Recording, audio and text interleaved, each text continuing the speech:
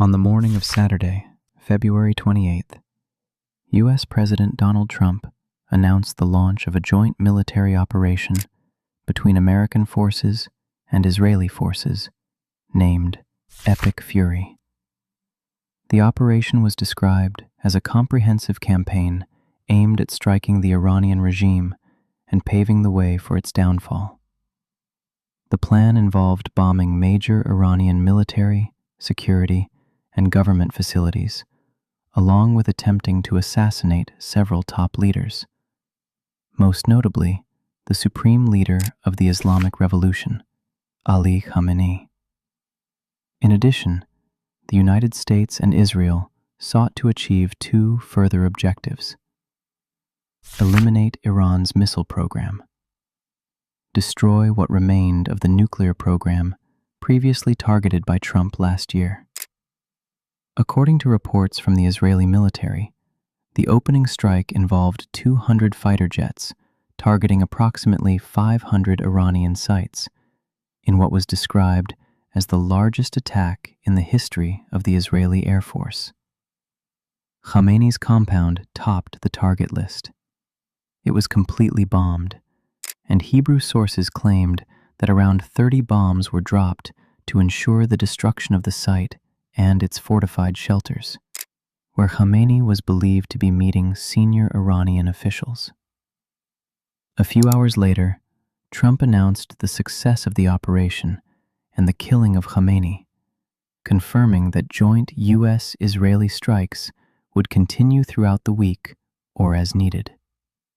He renewed his call for members of the Islamic Revolutionary Guard Corps and Iran's military and security apparatus to surrender or face elimination. Later, Iranian state media confirmed the death of the supreme leader. Iran's response came faster than expected. It launched an operation named True Promise 4, firing hundreds of missiles and drones throughout the day toward Tel Aviv and U.S. bases in the UAE, Bahrain, Qatar, Saudi Arabia, Kuwait, and Iraq.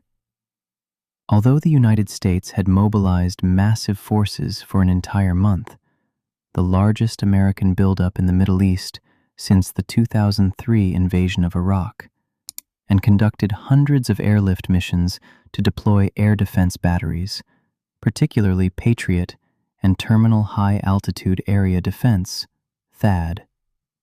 Iranian missiles managed to penetrate defenses and strike sensitive targets despite strict American-Israeli media blackout measures.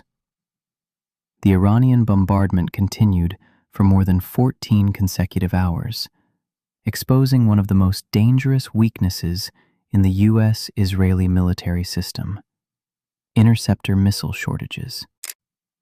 According to reports, the U.S. military warned Trump before launching the war about this major vulnerability.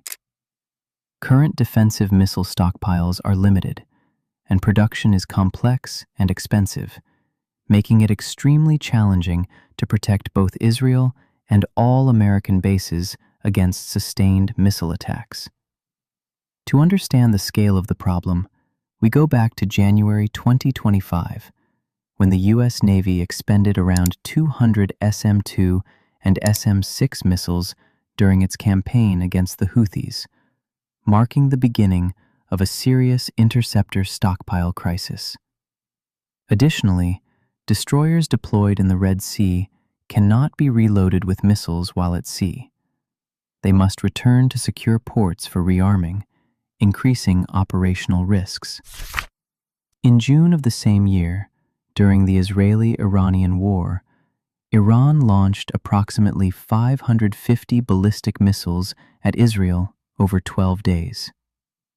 The U.S. military expended between 150 and 250 THAAD interceptors and 80 SM-3 missiles, while Israel also used its Arrow 3 and David's Sling systems.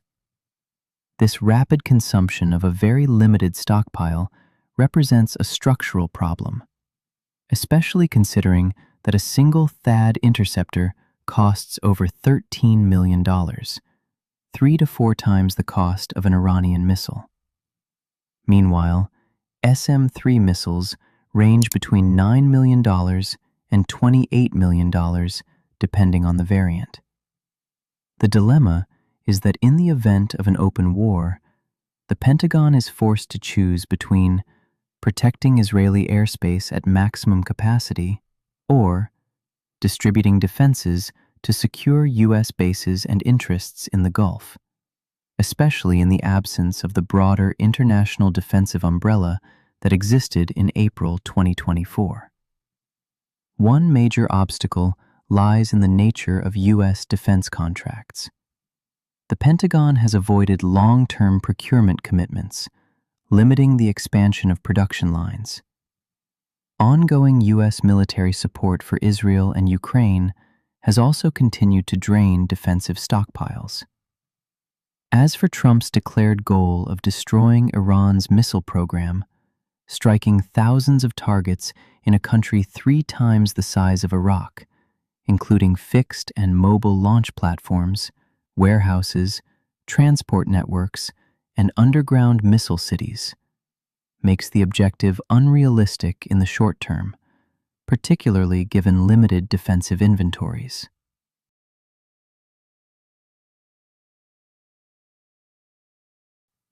There is no quick fix.